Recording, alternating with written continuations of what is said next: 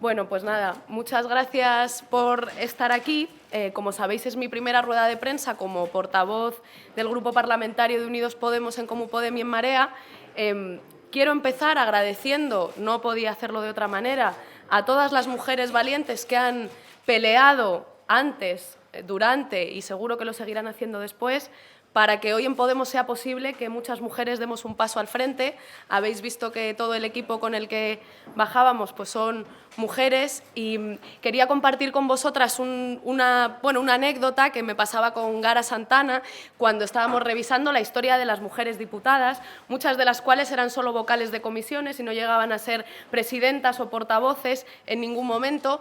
Y había una cosa que nos llamaba la atención y es que en muchos casos había al final de su currículum, en la ficha, que es pública, podéis verla en el Congreso, al final de su ficha ponía incompatibilidad. Entonces nos preguntábamos qué era eso que a tantas mujeres les pasaba, que terminaba siendo incompatibilidad, incompatibilidad, incompatibilidad. ¿Qué ocurría para que muchas de ellas pusiese eso al final de su ficha? Y resulta que eso era que se casaban o tenían hijos e hijas y volvían a sus casas porque no era compatible el trabajo de diputado y diputada con la maternidad o con formar una familia, por las dificultades que sigue habiendo en este país hoy para la conciliación de la vida laboral con la vida familiar. A mí me parece, y a todas nosotras nos parece, que es una buena noticia que haya habido muchas mujeres que luchan y han luchado antes para que hoy pues algunas de nosotras podamos dar un paso al frente.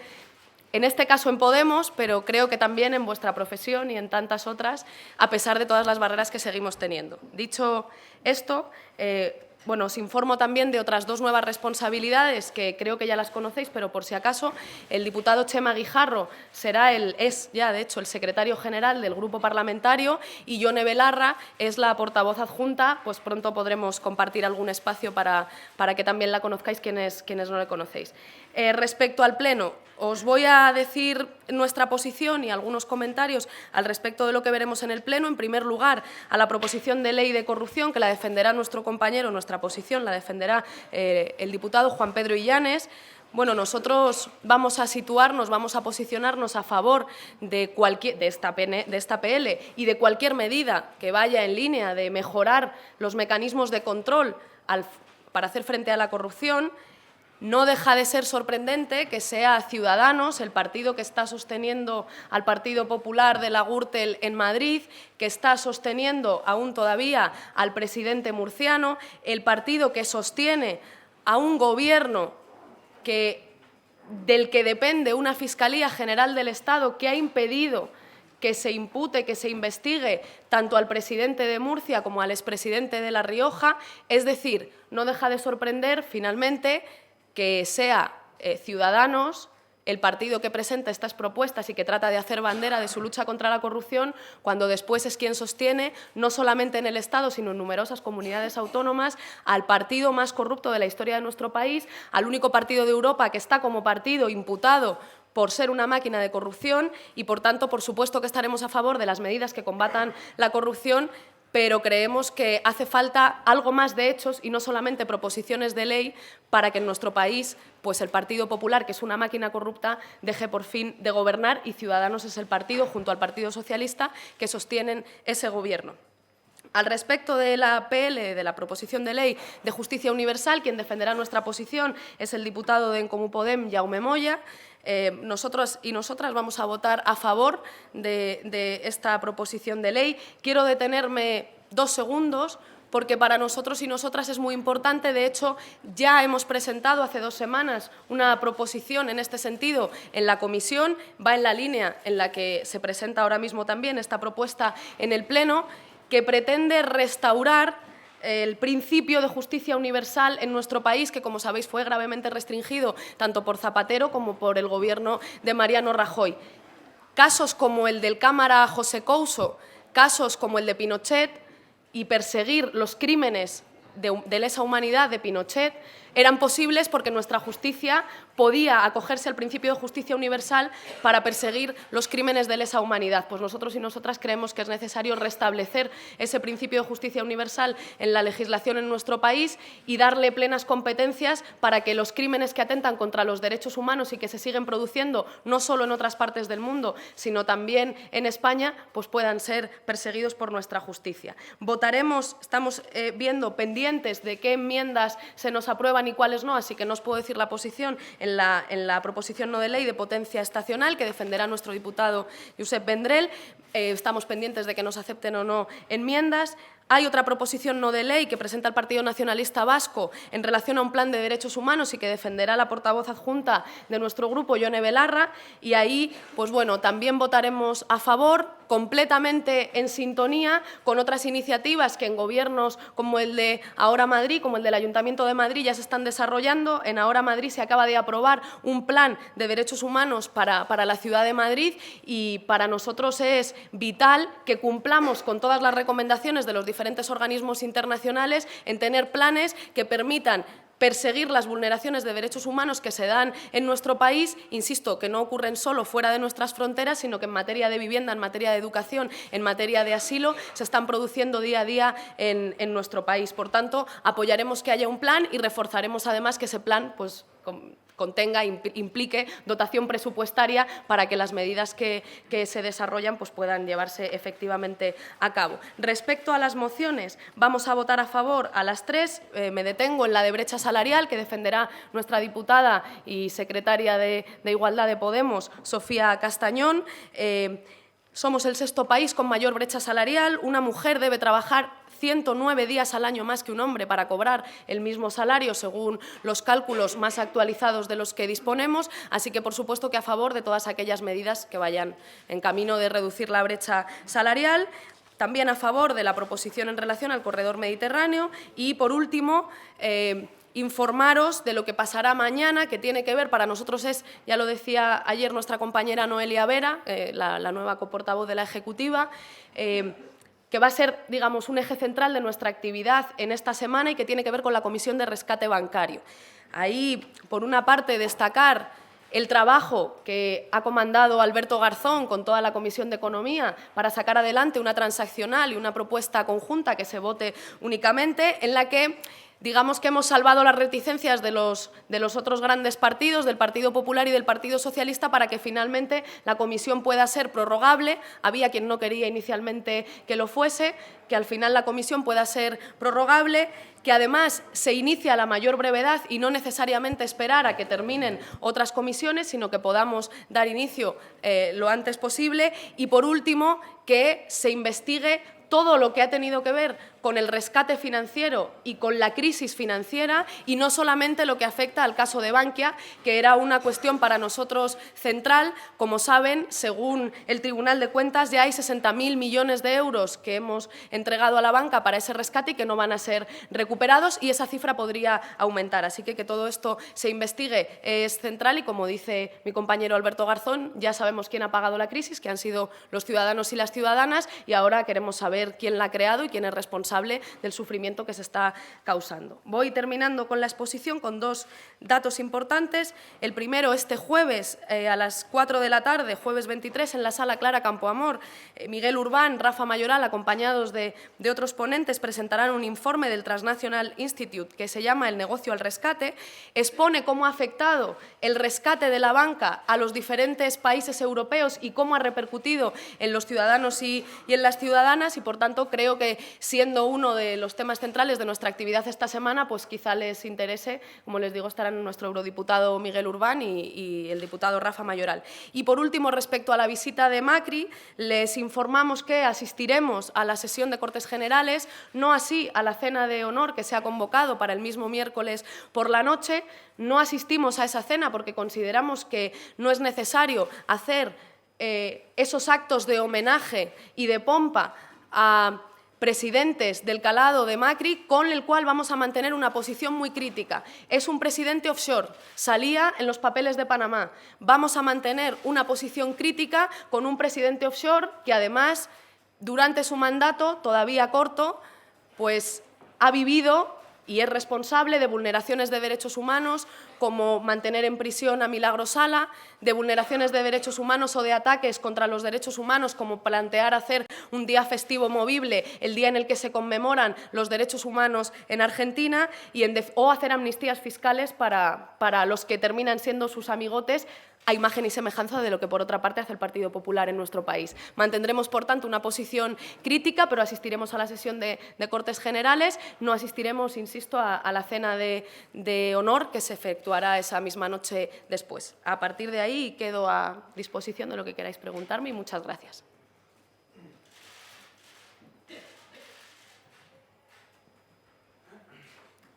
Aitor. ¿Qué tal? Buenas tardes. Buenas tardes. Quería saber si los cambios en la disposición de los diputados en el hemiciclo serán efectivos hoy, si nos puede confirmar también si al final va a haber relevo en la Comisión Constitucional, si la portavocía va a ir para Íñigo Errejón.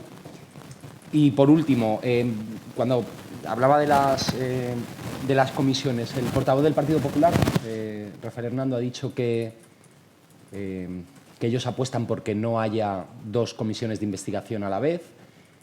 Y usted dice que sí que puede haber dos comisiones de investigación a la vez. Pues me gustaría saber, no sé, si hay algún acuerdo en este sentido o si es algo que todavía está por debatir. Gracias. A las dos primeras preguntas, gracias, Aitor, es afirmativo. Los cambios que tienen que ver con la posición en el hemiciclo se harán efectivos hoy. Creo que ya los podéis consultar, pero bueno, si no, los tengo aquí delante para no olvidarme ninguno. También es cierta lo que planteabas de la Comisión Constitucional. Íñigo Errejón será nuestro portavoz en la Comisión Constitucional y eso se hará efectivo ya si no se ha hecho, porque no sé en qué procedimiento, en qué punto del trámite está, pero será así. Y respecto a que no haya dos comisiones de investigación a la vez, el acuerdo que estamos a puntito de alcanzar entre los grupos implicaría que la comisión de investigación se cree a la mayor brevedad posible. Para nosotros y nosotras eso significa que presionaremos con insistencia para que se cree lo más pronto posible. No vemos problema que existan dos comisiones de investigación simultáneas, entre otras cosas porque ya han pasado demasiados años desde que todas estas previsibles, cuanto menos, irregularidades al respecto de la gestión de la crisis financiera se hayan cometido y creo que todos los ciudadanos están deseando que esto se investigue a la mayor brevedad posible. Por tanto, lo que nosotros, a pesar del acuerdo o, digamos, en línea del acuerdo que vamos a alcanzar, presionaremos para que se constituya lo antes posible y no plantearemos problema si eso implica que existan dos comisiones de investigación a la vez. No sé quién estabais antes, pero... Vale. Buenos días. Buenos días, Elsa. Yo quería preguntarle por la propuesta que presentó ayer Pedro Sánchez como parte de su programa político para las primarias del Partido Socialista. Propone una alianza de progreso con Podemos y los sindicatos. Me gustaría saber cómo la reciben ustedes. Y, en segundo lugar, en esta reordenación de escaños, me gustaría preguntarle por qué la diputada Tania Sánchez pasa a la última fila. Creo que es la diputada que más filas va hacia atrás. Gracias.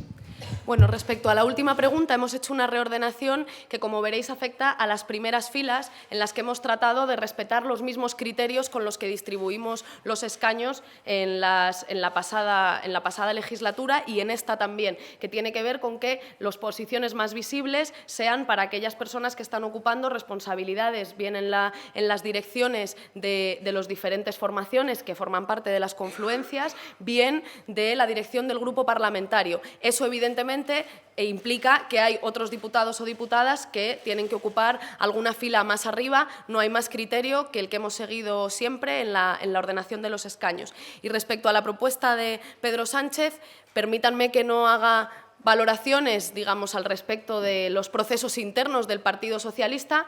Podréis imaginar que nosotros estamos siempre orgullosos y orgullosas de que diferentes actores políticos estén de acuerdo con posiciones que para nosotros son de sentido común y que llevamos defendiendo desde que nacimos, pero al margen de eso, a mí lo que me preocupa es que el Partido Socialista, después de su proceso interno, deje de ser el Ministerio de Maquillaje Social del Partido Popular y se posicione del lado de la gente, del lado de las políticas de cambio, del lado de las políticas de progreso y no apoye con el Partido Popular no solamente la investidura de Mariano Rajoy, cuando dijeron que no lo iban a hacer, sino también el techo de gasto o medidas de de maquillaje como las que tienen que ver con el salario mínimo o con la pobreza energética, que como hemos visto semanas después de su aprobación eran medidas para hacerse la foto y medidas para la galería y no medidas que solucionen realmente los problemas de la gente. Eso es lo que a nosotros nos importa del Partido Socialista y más allá de eso, pues bueno, siempre es bueno que haya diferentes actores que empiecen a ver cosas que a lo mejor no veían antes y que tienen que ver con que nuestras propuestas son de sentido común y son lo mejor para el país. Bueno, sí. Yo quería preguntarle un poco, además de esta reubicación, de los cambios de portavocía y la dirección del grupo, Pablo Echenique nos confirmó ayer que iba a haber también cambios en las portavocías de las comisiones parlamentarias. No sé si habéis hablado de este tema o si nos podrías concretar un poquito más en qué se van a traducir estos cambios y a qué criterios atenderían. Gracias. Creo que el cambio más destacado era el que preguntaba antes tu compañero Aitor y que tiene que ver con que Íñigo Errejón pase a ser portavoz de la Comisión Constitucional. A partir de ahí, evidentemente, va a tener que haber algunas reordenaciones. Creo que podrán entenderlo porque hay personas que antes estábamos en comisiones que ahora no tendremos tanto tiempo para ocuparnos y tendremos que ver cómo lo reajustamos y porque también tendremos que pensar en lo que tiene que ver con los criterios de paridad en la construcción de las comisiones. Más allá de eso, pues bueno, estamos trabajando en ello. Seguramente será un proceso que nos lleve unos días porque tenemos que hablarlo entre toda la dirección del grupo y hacer las consultas necesarias para hacer una buena propuesta que pueda ser estable, entonces os informaremos cuando sea posible. Pero creo que el cambio más relevante, ese sí que os lo confirmo, que es el que tiene que ver con la portavocía de la Comisión Constitucional y que va a ser, como os he dicho, vamos, la ocupará el compañero Íñigo Errejón. Buenas tardes, portavoz. Yo quería preguntarle, porque le ha preguntado ya una compañera, pero no ha acabado de contestar, esa posición de Tania Sánchez justamente a la última fila, ¿en qué definición exacta de la reordenación la definiría usted? Gracias. Les insisto en lo mismo que les insistía antes. Hemos procurado seguir para esta reordenación los mismos criterios que hemos seguido para todas las veces que hemos tenido que hacer ordenación de diputados y diputadas en los escaños. Si se fijan ustedes, hay compañeros y compañeras que estaban en la última y en la penúltima fila, como es el caso de Sofía Castañón, que estaba en la última fila, o como es el caso de Noelia Vera. Pongo además ejemplos que creo que son positivos porque se trata de que muchas mujeres demos un paso al frente y estemos en posiciones de mayor visibilidad y de mayor responsabilidad. Entonces, evidentemente, el hecho de que haya compañeros y compañeras que tienen que ocupar los escaños de las primeras filas hace que se termine reordenando el total de los escaños que tenemos asignados. No hay ningún criterio que hayamos seguido esta vez que no hayamos seguido en anteriores ocasiones. Quería pedir una valoración sobre el hecho de que el ministro de Justicia haya afirmado que Iñaki Urdangarín no debe ir todavía a prisión. Eso por un lado. También valoración sobre otro asunto, el hecho de que un juez haya aprobado que Soria, el exministro Soria, no pagó en su día un hotel en República Dominicana, siendo ministro. Y luego preguntarle también si Carolina Vescanza se va a quedar al frente de alguna portavocía o va a ser diputada rasa.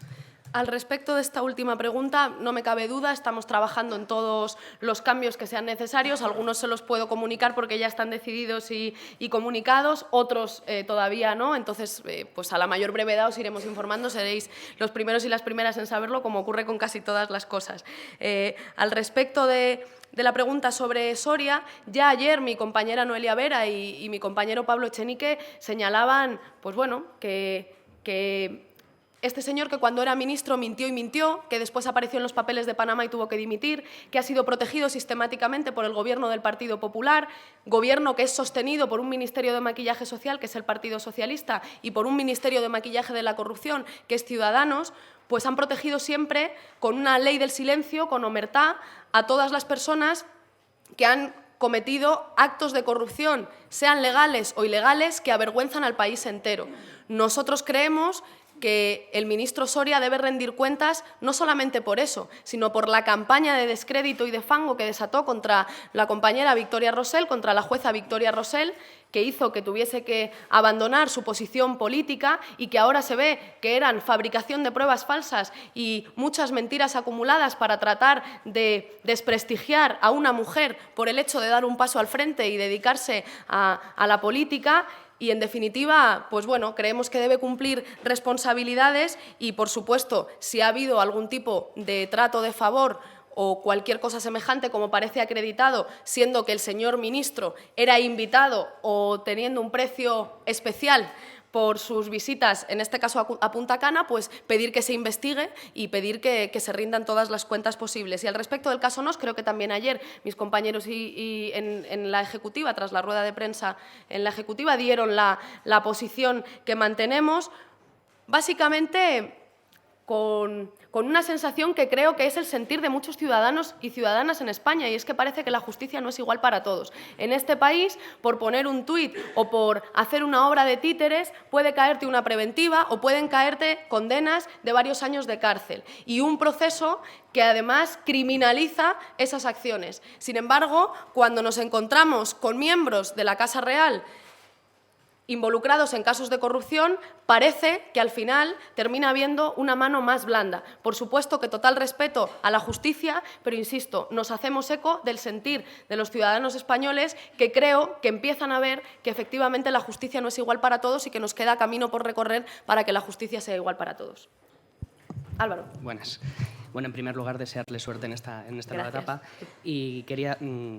Si hay cambios en una portavocía, siempre es porque se quiere modificar o cambiar algunos aspectos. Entonces, quería preguntarle en concreto en qué vamos a notar diferencia respecto a la etapa de Íñigo Errejón, que hay algo nuevo que se quiere imprimir en esta etapa.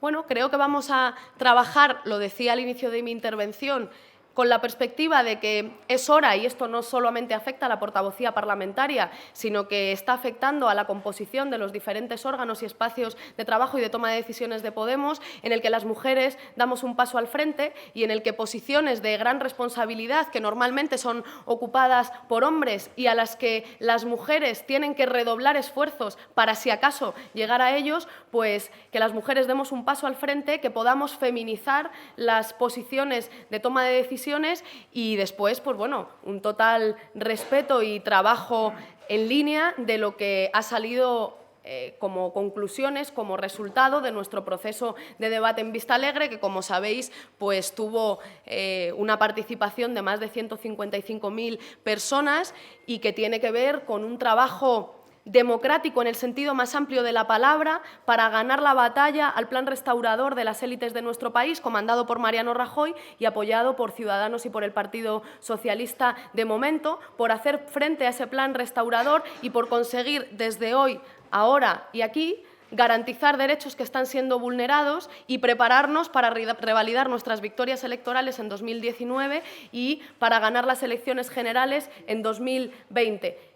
Digo democracia en sentido amplio porque siempre, y lo saben que además yo he sido vehemente en la defensa de esos planteamientos, entendemos que no vamos a hacer frente al plan restaurador solo desde las instituciones, solo desde nuestra posición como diputados y diputadas, que por supuesto tenemos un gran trabajo que hacer y a mí ahora me toca centrarme en ello, sino que vamos a conseguir hacer frente a ese plan restaurador si hay millones de ciudadanas y ciudadanos ejerciendo cada día sus derechos democráticos en todos los lugares donde se toman decisiones importantes para la vida de la gente y que tienen que ver con las asociaciones de vecinas y que tienen que ver con las juntas de padres y madres y que tienen que ver con las escuelas, con los hospitales, con todos los sitios donde a día de hoy se están vulnerando los derechos humanos y nuestro trabajo, tanto aquí y el mío personalmente como portavoz parlamentaria, como fuera de las instituciones, tiene que ser ese, conseguir trabajar junto a la sociedad civil para garantizar derechos y para hacer frente al plan restaurador de las élites.